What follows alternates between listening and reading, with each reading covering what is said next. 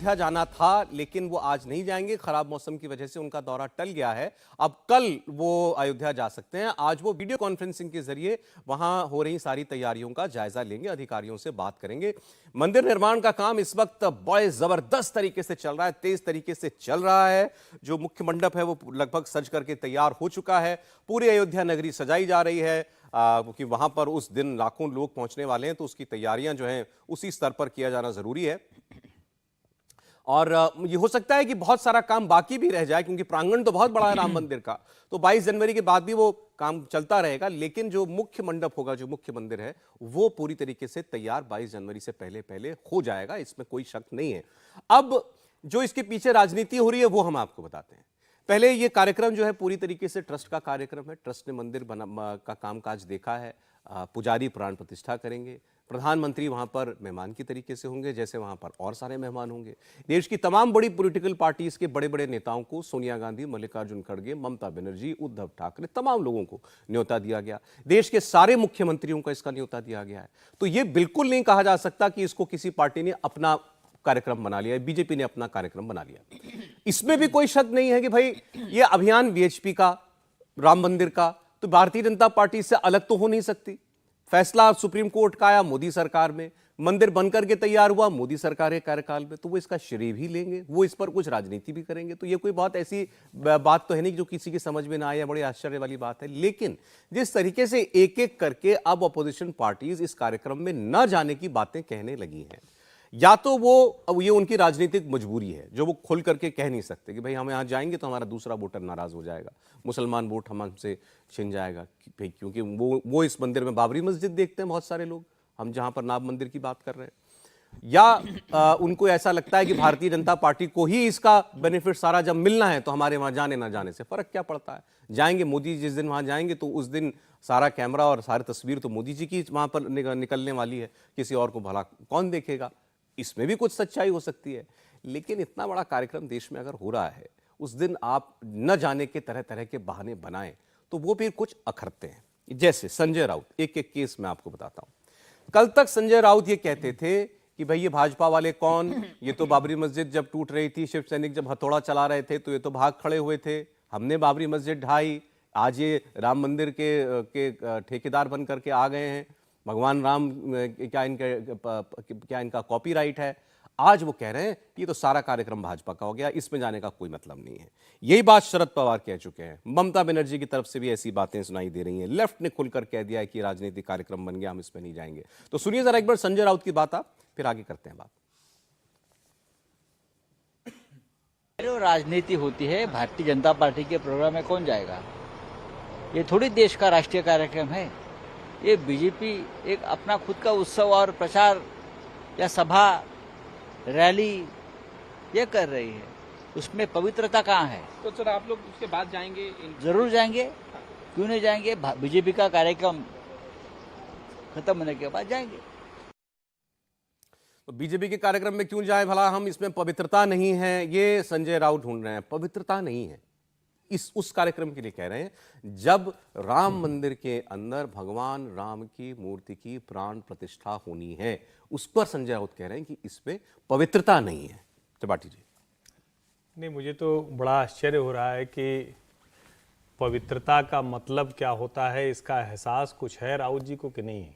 क्योंकि पवित्रता तो अब शिवसेना पार्टी में भी नहीं रह गई। फिर बाला साहब ठाकरे जिन महान उद्देश्यों को लेकर, जिन पवित्र उद्देश्यों को लेकर, और उसमें राम मंदिर निर्माण शामिल था, उसमें छत्रपति शिवाजी महाराज के उस जो कहें कि विरासत को आगे बढ़ाने के लिए उसी नाम शिवसेना, स्वातंत्र वीर विनायक दामोदर सावरकर उसको आगे बढ़ाने के लिए, उसके लिए शिवसेना। तो अखिलेश यादव की इसी पर एक बयान अभी आ रहा है, जरा एक नजर उस पर डाल लेते त्रिपाठी जी।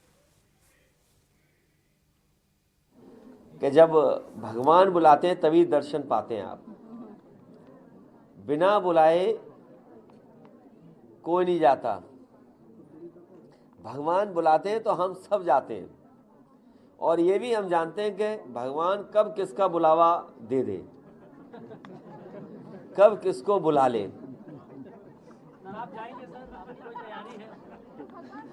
देखिए, हम अपने घर से निकलने के समय भगवान के दर्शन करके ही निकलते हैं। सीढ़ी उतरते ही भगवान के दर्शन होते हैं। दरवाजा जैसे ही गेट खुलता है हमें भगवान के दर्शन होते हैं। तो आप बताओ कौन से भगवान के हमें दर्शन करने हैं? आजकल तो कैमरा सबसे बड़ा भगवान है, इसके भी दर्शन हो गए। जयंत चौधरी ने प्रधानमंत्री के ट्वीट पर जवाब दिया है। ये कहा गया था मुख्यमंत्री की तरफ से 3 साल नौकरियों में समय सीमा बढ़ा दी गई। जयंत चौधरी ने ट्वीट किया कि हमारा बर्थडे गिफ्ट है ये।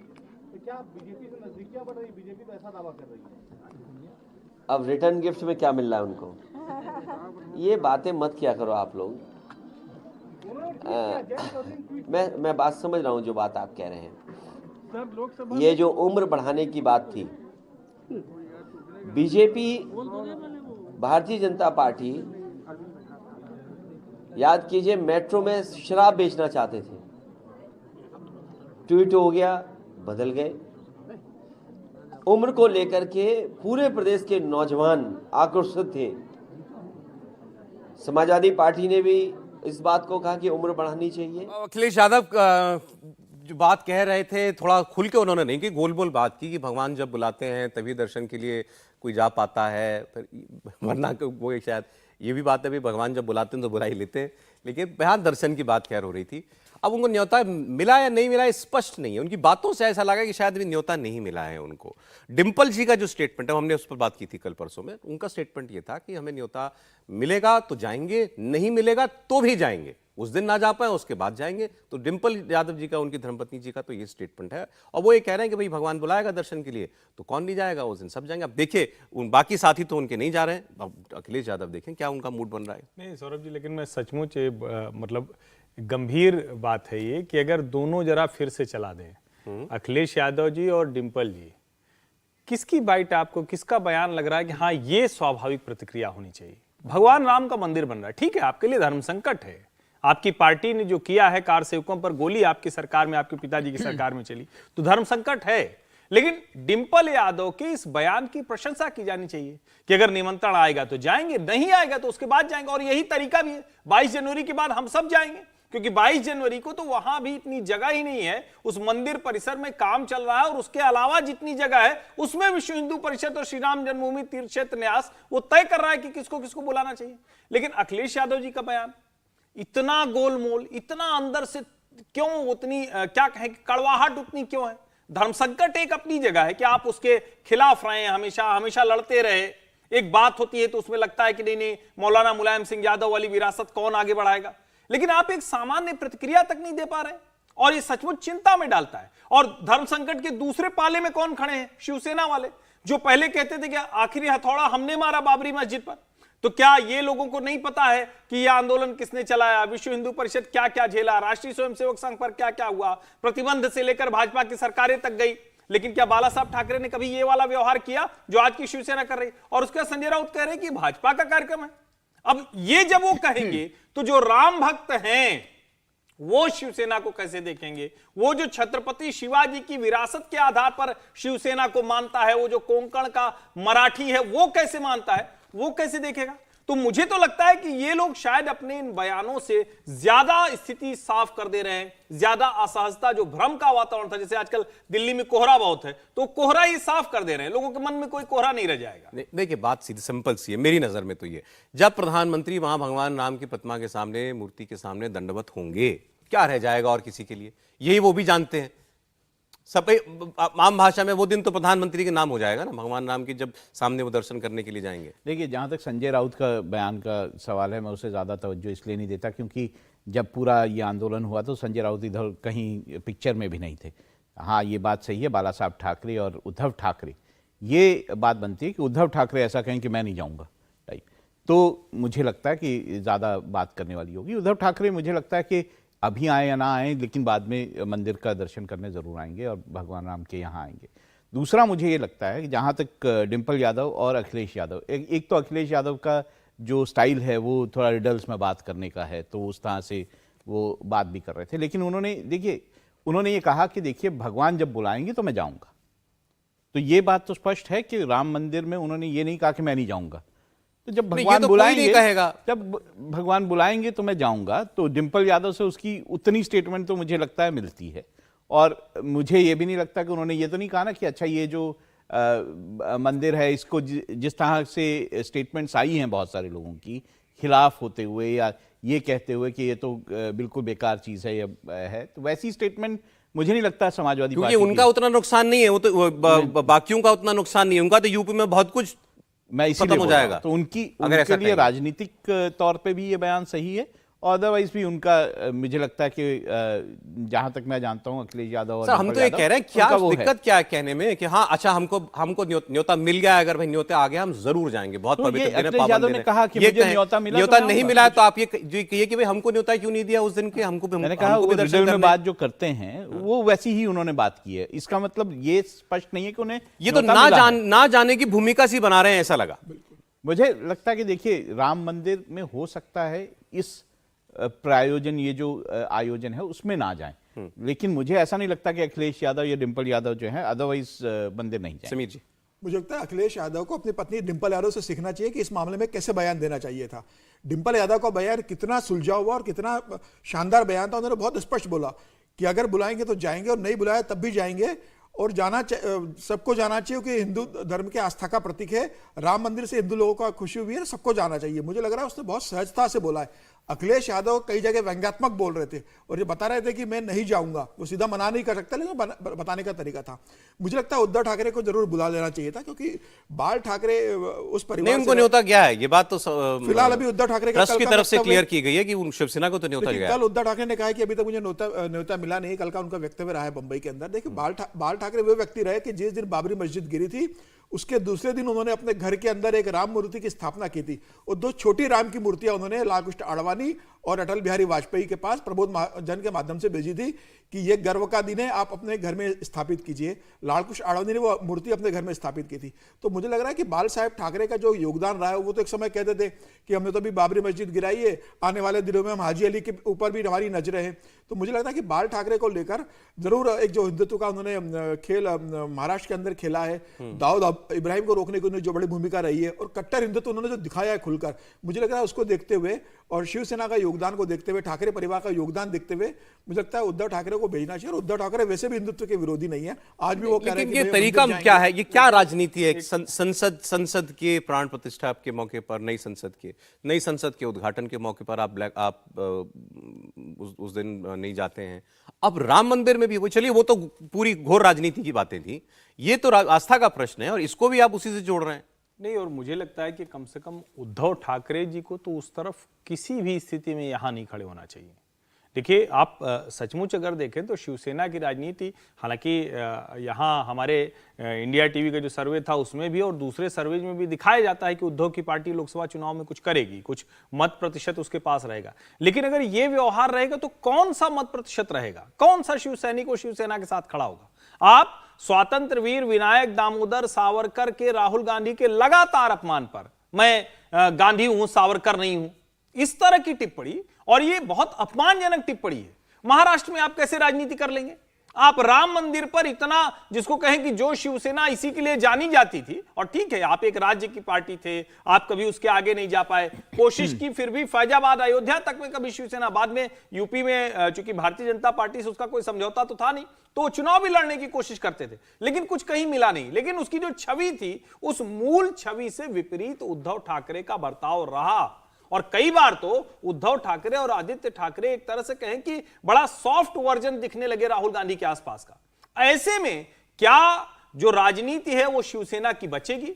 ऐसे में अगर उद्धव ठाकरे और संजय राउत का यह बयान आएगा कि राम मंदिर का प्राण प्रतिष्ठा कार्यक्रम वो भाजपा का इवेंट है, और फिर से यह बात बार बार कही जानी चाहिए, भारतीय जनता पार्टी का कोई भी व्यक्ति उसकी आयोजन समिति में नहीं है। अब जाहिर है अयोध्या में जो लोग होंगे स्थानीय स्तर पर वो जुड़ते होंगे, नरेंद्र मोदी राष्ट्रीय स्वयंसेवक संघ के प्रचारक हैं तो वो प्रधानमंत्री की कुर्सी पर हैं, लेकिन आज वो प्रधानमंत्री की कुर्सी पर है इस नाते से जा रहे हैं, वहां पर संघ से जुड़े हुए लोग निश्चित तौर पर हैं, लेकिन भारतीय जनता पार्टी का आयोजन नहीं। अगर वो कहते हैं संघ का आयोजन है तो फिर भी माना जा सकता है। अखिलेश यादव चूंकि अभी प्रेस से बात कर रहे थे, तो अब स्वामी प्रसाद मौर्य का कल परसों का बयान है, परसों का, जब उन्होंने कहा था कि हिंदू धर्म धोखा है, हिंदू धर्म ही नहीं है, ये बातें उन्होंने कही थी। अब अखिलेश यादव से पूछा गया, स्वयं प्रसाद मौर्य इस बार ऐसा कह रहे हैं, बार बार कुछ ना कुछ कहते रहते हैं, तो उन्होंने कहा कि समाजवादी पार्टी हर धर्म का सम्मान करती है और स्वयं प्रसाद मौर्य तो पहले भाजपा में ही थे। ये उनका जवाब है कि तो पहले भाजपा ही थे। ठीक बात है, तो पहले भाजपा में थे, तो भाजपा में तो कभी हिम्मत नहीं उनकी कि कुछ कह पाए। 5 वर्षों तक स्वामी प्रसाद मौर्य एक मंत्री हैं, मंत्री के तौर पर अपना काम करते हैं, इसके अलावा किसी ने जाना नहीं। समाज में 2 जातियों के बीच में विद्वेष की कोई बात उनके मुंह से नहीं निकली। रामचरितमानस पर कोई टिप्पणी नहीं निकली। भगवान राम पर तो कोई टिप्पणी करने का दुस्साहस वो कर ही नहीं सकते थे। जब से समाजवादी पार्टी में गए क्या ऐसा हो गया? इसका मतलब यह है कि कोई कहीं भी रहे, लेकिन अगर वो समाजवादी पार्टी में चला जाता है तो उसको हिंदू धर्म और उससे जुड़ी चीजों पर टिप्पणी करने में कोई संकुचाहट नहीं होती है। और आप ये सोचिए, पहले दूसरे बयान के बाद उनको राष्ट्रीय महासचिव बनाया गया है। समाजवादी पार्टी में उनको प्रोन्नति मिली है, प्रमोशन मिला है, तो इसको तो लोग देख ही रहे हैं ना। इस बार भी उन्होंने मतलब कुछ नहीं कहा है स्वयं प्रसाद मौर्य को, उनको उनकी टिप्पणियों पर ऐसा नहीं कहा कि नहीं ये नहीं कहना चाहिए था उनको, ये गलत कहा है उन्होंने, उनके लिए कुछ नहीं कहा। ये कहा समाजवादी पार्टी सबका सम्मान करती है, जिन नेता की बात कर रहे हैं तो भाजपा में रह चुके हैं पहले। देखिए, ये बात तो बीच में आई थी कि अखिलेश यादव ने ये मीटिंग में, इंटरनल मीटिंग में कहा था कि स्वामी प्रसाद मौर्य को ऐसा नहीं बोलना चाहिए और उनको अपनी भाषा पे लगाम लगानी चाहिए। ये बातें आई थी, लेकिन सार्वजनिक तौर पे आप बिल्कुल सही कह रहे हैं, उनको कहना चाहिए था कि स्वामी प्रसाद मौर्य जिस तरह की बातें कर रहे हैं वो शायद बिल्कुल सही बातें नहीं हैं। और हिंदू धर्म के लिए पहले तो ये कल की डिबेट में भी मैंने कहा था कि उन्हें थोड़ा सा पढ़ लिख लेना चाहिए हिंदू स्क्रिप्चर्स को, हिंदू धर्म के बारे में, और उसके बाद बात करें तो शायद वो इन्फॉर्म कोई बात कह पाएंगे। जिस तरह की बातें वो रामचरितमानस के बारे में कह रहे हैं या हिंदू धर्म के बारे में कह रहे हैं, ये सब ऐसी बातें हैं जो कि सिर्फ राजनीति अपनी बढ़ाने के लिए की जा सकती है। अदरवाइज बीजेपी के नेता तो अब ये कह रहे हैं कि स्वामी प्रसाद मौर्य पहले ये साफ करें वो हिंदू धर्म में हैं अभी भी या हिंदू धर्म छोड़ चुके हैं। उनको साफ कर देना चाहिए। और वैसे भी अगर कोई हिंदू धर्म में नहीं भी है तो भी दूसरे धर्म के बारे में इस तरह की बातें जो है नहीं करनी चाहिए। बिल्कुल ठीक बात है। एक बात और अखिलेश यादव ने सीट शेयरिंग की बात पर कही है, क्योंकि कल हमने आपको खबर बताई थी कि 10 सीटें जो है वो कांग्रेस पार्टी को देने की बात कर रहे हैं 2024 के चुनाव के लिए, टोटल 80 में से। उन्होंने ये तो आज बात नहीं की प्रेस से कि भाई कौन कितनी सीटों पर लड़ेगा, ये कह रहे हैं कि हमारा काम है 80 सीटों पर भाजपा को हराना, वो काम हम करेंगे, उसी हिसाब से सीटें भी बटेंगी।